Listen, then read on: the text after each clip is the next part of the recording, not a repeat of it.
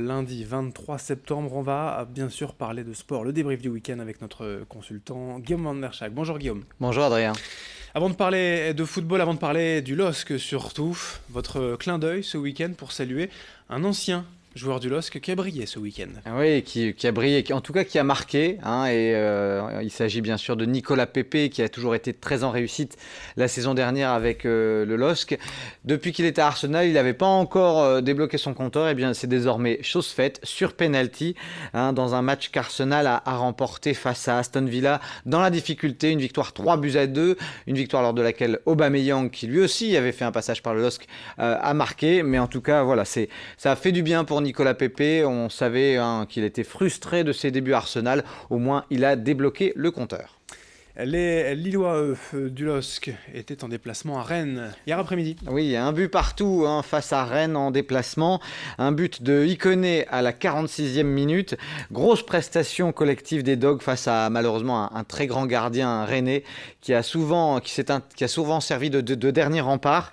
Mendy a en effet multiplié les arrêts. Et puis il y a eu cette égalisation 20 minutes avant la fin du temps réglementaire. Les joueurs lillois ont eu beau réclamer un tirage de maillot qui d'ailleurs était effectif, un tirage de maillot de Nyang sur Fonte.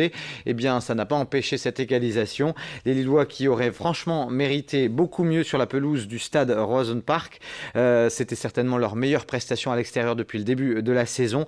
Mais Arojo et puis Ikoné, puis à certains moments Jonathan Bamba, qui ont pas réussi à faire le break. Il manquait ce petit supplément d'âme qui aurait permis au LOSC d'aller chercher les 3 points en Bretagne. Le programme, puisque ça va vite enchaîner pour les Lillois. C'est une grosse semaine en Ligue 1, une semaine à 6 points pour la plupart des clubs.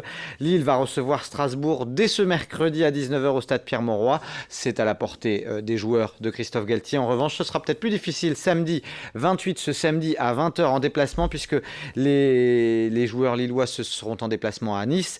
Des Aiglons surprenants puisqu'ils sont 3e du championnat avec déjà 4 victoires au compteur, donc les Lillois sont prévenus. Et au classement, qu'est-ce que cela donne après 6 journées ? Eh bien, les hommes de Christophe Galtier sont 6e, à 3 victoires, 1 nul, 2 défaites. Ils ont 10 points, mais ils sont quand même déjà à 5 longueurs du Paris Saint-Germain.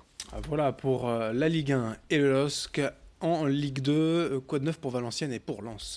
Valenciennes qui poursuit sa série d'invincibilité, mais malheureusement, il y avait peut-être la place pour une victoire à domicile face à Niort. Dommage, un résultat qui s'est soldé par un but partout. Ils ont été cueillis à froid, les Valenciennois, dès la 3e minute de jeu.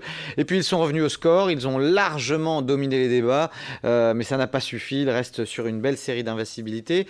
Ils pointent à la 4e place de Ligue 2. Ça reste un très bon début pour le VAFC. Et puis Lens.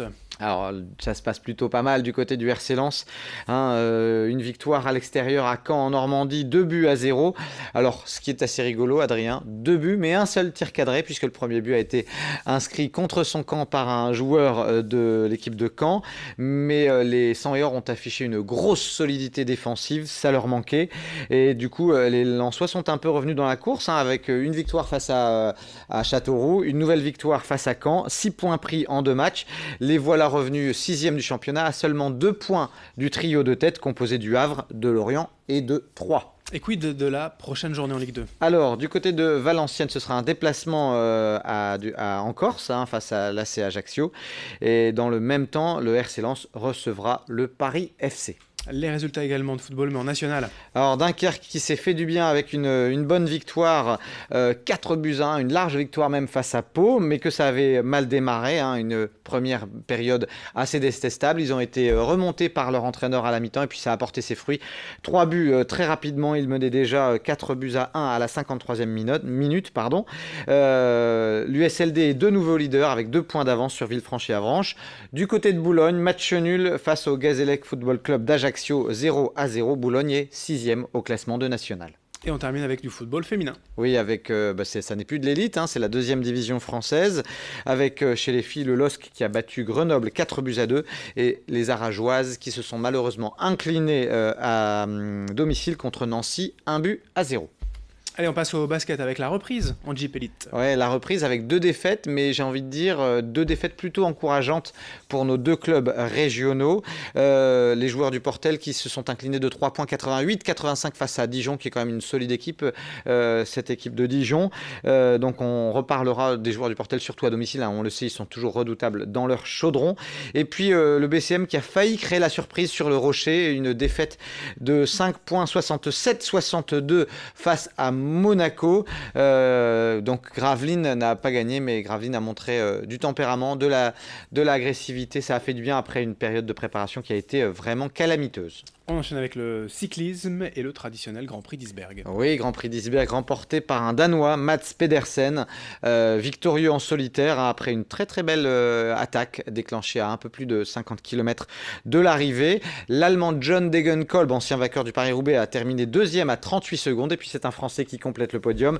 Le Français Christophe Laporte de l'équipe Cofidis se classe en effet troisième. Une petite sélection des courses hors stade du week-end. Oui, d'abord il y avait Pécancourt, le 10 km de Pécancourt, où là il y a eu un petit fait de course, c'est-à-dire que le Kenyan était en tête et puis il a suivi un motard qui s'est trompé d'itinéraire.